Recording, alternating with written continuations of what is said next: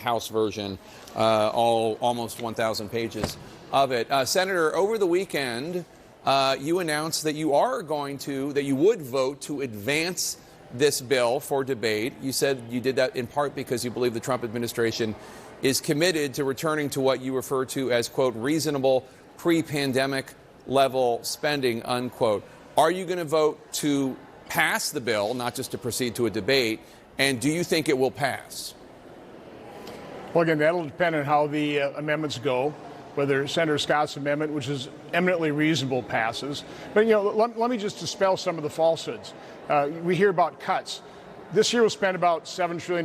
Next year we'll spend about 7.3. If this passes, we'll spend 7.15. That's not a cut. We're trying to reduce the rate of growth in spending in so many of these different areas. And the main cost driver of the score on this thing is we're trying to avoid a massive tax increase of about $4 trillion. So I just kind of set that aside. It is true, when you set that aside, this is probably the largest spending reduction in history. The problem is we had spending increases completely unprecedented, order of magnitude larger. We increased spending by more than $2 trillion in 1 year. We spent $4.4 trillion in 2019. This year we'll spend over $7. And what we're trying to do is hard. We are cleaning up the enormous messes left by Biden and the Democrats. The open borders, the wars. 4 years of average deficit of $1.9 trillion, when prior to the pandemic, those 7 years averaged $660 billion. So Biden deficits were 3 times larger than pre-pandemic levels of deficit, and spending is just out of control. So it's easy to be a Democrat, spend, mortgage your kids' future, never be held accountable by the media. It's pretty hard what we're trying to do, and so this may take a little bit more time. Well, deficit spending is a bipartisan affliction. You know that better than anyone. Earlier this month, you were warning about this bill adding trillions to the national debt. You told ABC News, quote, "I'm worried about our kids and grandkids, the fact that we're mortgaging their future. It's wrong. It's immoral." Has your position changed? This legislation is still going to add to the deficit.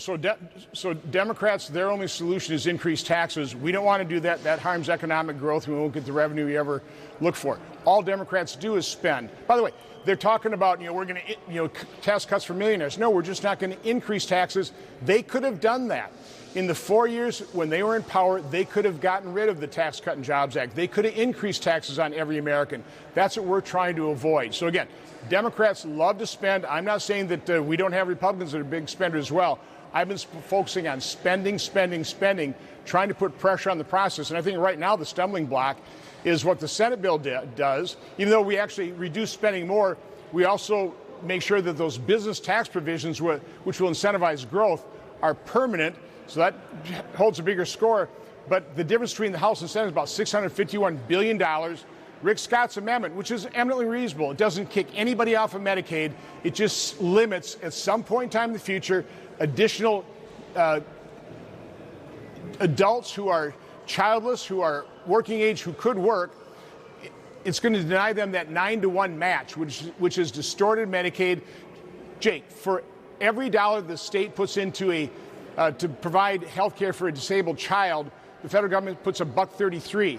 But for every dollar they put in toward a single childless adult who should be working, we kick in 9. That has led to all kinds of abuse, provider taxes, provider fees. By the way, that's not health care, but yet the federal government's kicking out $9 for every one of the states. That's what we're trying to address. We're not trying to take Medicaid away from disabled children. We're trying to stop that scam that states and providers have been using to draw down hundreds of billions of dollars from the federal government that we can't afford. So the Republican Party controls the House, the Senate, and the White House. This bill, even with the changes you're talking about that the Senate's trying to make, will add trillions to the national debt. And as far as I can tell, there's only one senator, Rand Paul of Kentucky, who's still going to vote no because of the deficit spending. Take a listen. But we know next year this bill will grow the deficit by $270 billion. In addition, the bill increases the debt ceiling by $5 trillion. What does that mean? That is an admission that they know they aren't controlling the deficit. They know that the ensuing years will add trillions more. That doesn't sound at all conservative to me, and that's why I'm a no. Isn't he right? Well, again, the main component of this is to prevent a massive, more than $4 trillion automatic tax increase on every American. And by the way, had we been smart enough back in 2017 to reduce spending to make the Tax Cut and Jobs Act permanent, we wouldn't even be having this debate. Okay, so set that aside. We actually are reducing spending. I would argue not enough. But again, we have very narrow majorities in the House and Senate. We've got big spenders in our party as well. And that's what President Trump, that's what Speaker Johnson, that's what Leader Thune is having to deal with. How do you get those groups together and satisfy everybody? It's pretty difficult to do. That's why this is a messy process, which is why I suggested a three-step process. Keep it simple. Border defense. Again, clean up the border, clean up the wars. That's going to cost money.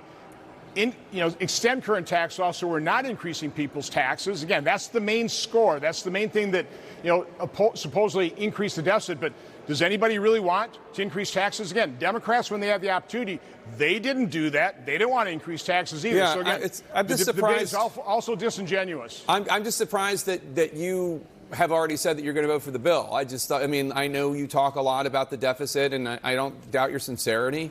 Last time you and I spoke was about the deficit. The time before that, I think I didn't ask you enough about the deficit in our conversations, and I said, I'll have you back. We'll talk about it. It is an important issue. I'm just surprised that you're already a yes on this bill instead of trying to exact more deficit reduction. I was a yes on the motion to proceed to hopefully get Rick Scott's amendment in here, which would save another $500 billion if we stop adding to Medicaid expansion population on January 1st, 2029. By the way, nobody would get kicked off Medicaid. If states want to provide Medicaid for single adults that could work and probably should have a job, they can do that under normal Medicaid, and those people would get the same match as a disabled child. $1.33 for every dollar that gets stuck into Medicaid. So again, I set the score on the taxes, which is, again, preventing a massive tax increase aside, and then you take a look at, this is about as good as we can get. I don't like it. I would like to get a lot more, but at some point in time, you have to recognize reality. And if we don't pass this bill, we have a massive $4 trillion tax increase, which, again, even the Democrats wouldn't vote to increase those taxes or do away with the Tax Cut and Jobs Act when they had every opportunity to do it. Yeah. They just spent ourselves into $1.9 trillion deficits over their time in power. So again, that's the reality. Republicans, Prior to COVID, $660 billion, $1.9 trillion under Biden. Republican Senator Ron Johnson of Wisconsin, thank you so much, sir. Appreciate it.